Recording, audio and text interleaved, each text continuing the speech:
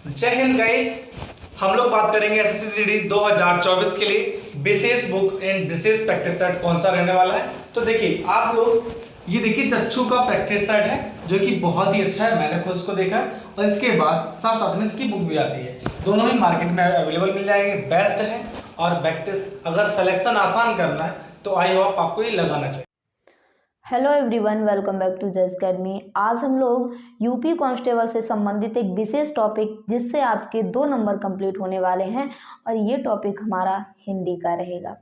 सभी लोग जानते हैं जो भी प्रैक्टिस सेट वर्तमान में यूज़ कर रहे हैं, जो प्रैक्टिस कर रहे हैं, उसमें आपने देखा होगा कि वाच्य से संबंधित आपका एक क्वेश्चन आएगा और इससे आपको 2 नंबर मिलने वाले हैं।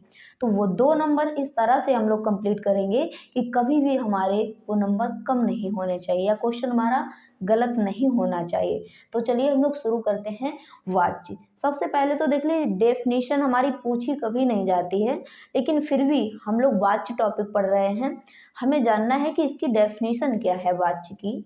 तो देखिए, वाच्य इसकी डेफिनेशन बनेगी कि जिस वाक्य में कर्ता कौमा कर्म या भाव की प्रधानता होती है उसको क्या कहते हैं, उसको वाच्य कहते हैं। वाच्य हमारा कोई विशेष शब्द नहीं है, ये वाक्य से निकला हुआ शब्द है। इसमें क्या होता है, कभी हमें कर्म की प्रधानता दे दी जाएगी या फिर भाव की प्रधानता दे दी जाएगी या फिर हमारी कर्ता की प्रधानता दे दी जाएगी। तो 3 प्रधानताएं आपकी इसमें रहेंगी और इसी से आपका पूरा वाच्य कंप्लीट हो जाएगा। अब देख लीजिए, इसकी हमारी डेफिनेशन तो हम लोगों को पता हुई, लेकिन क्वेश्चन किस प्रकार से दिए जाते हैं, मेन टॉपिक हमारा यहाँ से बनता है। तो देखिए, वाच्य से क्वेश्चन हमारे आते हैं। सबसे पहला अगर नॉर्मल क्वेश्चन दिया जाएगा तो बोल दिया जाएगा कि वाच्य के प्रकार कितने होते हैं। तो याद रखना है, वाच्य के 3 प्रकार होते हैं। सबसे पहला प्रकार होता है कर्तृवाच्य या इसी को बोलते हैं कृतवाच्य। तो ये पहला भाग हो गया हमारा वाच्य का। दूसरा इसका प्रकार कौन सा है, तो दूसरा प्रकार है कर्मवाच्य। दूसरा प्रकार कौन सा है, कर्मवाच्य हो गया। और इसका तीसरा प्रकार हो जाएगा भाववाच्य। भाववाच्य इन तीनों बिंदुओं से संबंधित या आपका कर्ता कर्म और भाव, इन्हीं तीनों में आपका वाच्य कंप्लीट हो जाएगा। अब देखना हमें ये होता है कि क्वेश्चन हमारा ये दिया जाता है, पूरा सेंटेंस दे दिया जाता है। क्वेश्चन आता है कि इसमें कौन सा वाच्य है, या फिर इसमें कृतवाच्य है या भाववाच्य है या फिर हमारा कर्मवाच्य है। कोई एक आपसे वाच्य पूछ लिया जाएगा और 4 सेंटेंस दिए रहेंगे, उसमें से एक सेंटेंस ऐसा होगा जिसमें कृतवाच्य होगा और क्वेश्चन दिया गया होगा कि निम्न में से कृतवाच्य कौन सा है। तो सबसे पहले हमें इसमें प्रॉब्लम कहाँ आनी है कि हमें ये पहचानने कैसे हैं, कौन सा वाक्य होगा तब हमारा कृतवाच्य होगा, कौन सा वाच्य होगा तब हमारा कर्मवाच्य होगा, और किस प्रकार का वाच्य होगा तब हमारा भाववाच्य बनेगा। तो ये वाक्य पहचानने की ही हमारी मेन क्लास है, इसी से आपको नंबर मिलेंगे। तो देखिए, इसमें कृतवाच्य, कृतवाच्य में कुछ नहीं होता है। अभी हमने बताया कि वाक्य में या कर्म की प्रधानता होगी या कर्ता की या भाव की। तो यहाँ पर कृत मीन्स क्या होता है, कर्ता। अब देखिए, कृतवाच्य से संबंधित जो सेंटेंस, जो वाक्य दिया गया होगा, इसमें किसकी प्रधानता होगी, कर्ता की प्रधानता दी गई होगी। जैसे हमने एक सेंटेंस लिया इसका कि मोहन खाना खाता है। मोहन खाना खाता है, खाना खाता है। अब इसमें आप बताइए कि प्रधानता किसकी है। अगर हम कह देते कि खाना खाता है तो क्वेश्चन हमारा क्या निकलता कि कौन खाना खाता है। इसलिए इस सेंटेंस में प्रधानता किसको दी गई है, मोहन को प्रधानता दी गई है। इसलिए किसी सेंटेंस में अगर कर्ता की प्रधानता दी जाती है तो वहां पर हमारा कृतवाच्य होता है। ये तो हो गया हमारा सिंपल सेंटेंस।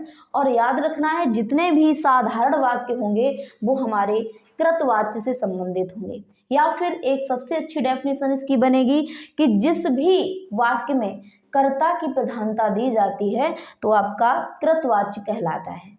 नेक्स्ट देखिए, कर्मवाच्य। क्वेश्चन क्या दिया जाएगा कि निम्न में से कौन सा वाक्य जिसमें कर्म वाच्य है। तो आपको बताना है सबसे पहले कर्म वाच्य में क्या होगा। कर्म का मतलब सभी लोग समझते हैं जहां पर कर्म में प्रधानता दी जाती है। जैसे हमने कह दिया यहाँ पर कि राधा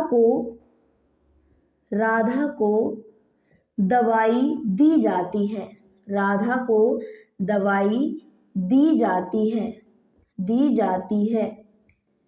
तो इसमें देख रहे होंगे आप कि राधा को दवाई दी जाती है। अगर हम यहाँ पर इतना बोल देते कि राधा को दवाई जाती है, क्या हो जाता कि क्या जाती है, तो राधा को दवाई दी जाती है। प्रधानता कहाँ पर है हमारी, किस शब्द में है, तो दी जाती है।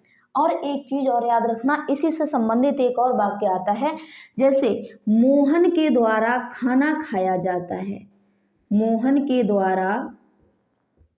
द्वारा खाना खाया जाता है, खाना खाया जाता है। अब देखिए प्रधानता कहाँ पर है, प्रधानता हमारी यहाँ पर मोहन को नहीं दी गई है।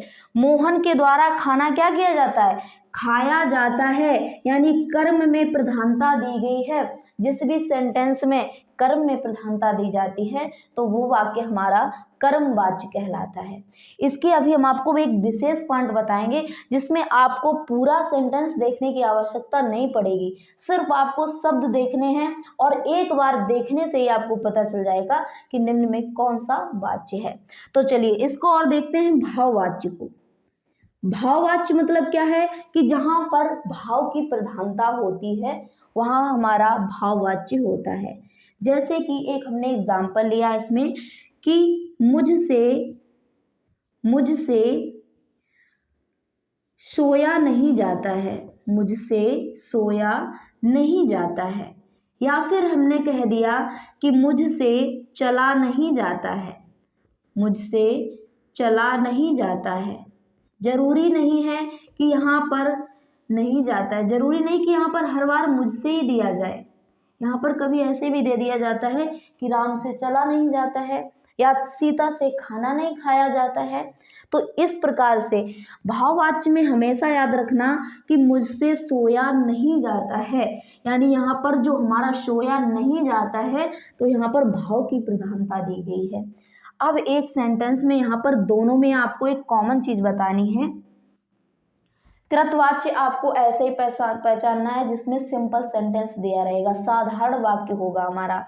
इसके लिए एक आपकी ट्रिक हो जाएगी या फॉर्मूला कह लीजिए, ट्रिक हमारी बन जाएगी कि जो आपके कर्मवाच्य वाले सेंटेंस होंगे इसमें आपको सिर्फ 3 शब्द मिलेंगे और ये शब्द आपको अवश्य ही मिलेंगे। जैसे कि एक शब्द हमारा होता है से, या फिर से द्वारा, या फिर हमारा ओनली द्वारा आ जाएगा, केवल द्वारा। जैसे अभी हमने जस्ट आपको एक एग्जांपल दिया था अभी भी कि मोहन के द्वारा खाना खाया जाता है।